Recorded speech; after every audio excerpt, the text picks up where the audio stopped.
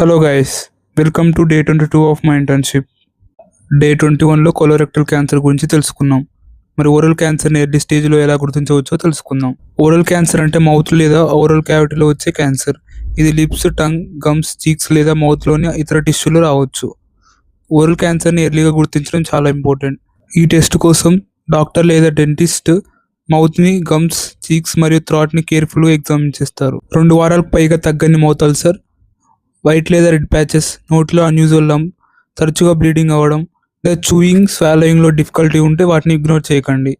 అయితే ఇలాంటి సిమ్టమ్స్ ఉన్నంత మాత్రాన ఇది క్యాన్సర్ అని కాదు, కానీ అవి ఎక్కువ కాలం కొనసాగితే డాక్టర్ లేదా డెంటిస్ట్ని కన్సల్ట్ చేయడం ఇంపార్టెంట్. ముఖ్యంగా టొబాకో, స్మోకింగ్ మరియు ఆల్కహాల్ వంటి హ్యాబిట్స్ ఓరల్ క్యాన్సర్ రిస్క్ని పెంచవచ్చు. అందుకే వీటిని అవాయిడ్ చేయడం, అలాగే రెగ్యులర్ డెంటల్ చెకప్స్ చేయించుకోవడం మంచిది. ముఖ్యంగా గుర్తుంచుకోవాల్సింది ఏంటంటే, మన మౌత్లో ఏదైనా అన్యూజువల్ చేంజెస్ వస్తే సెల్ఫ్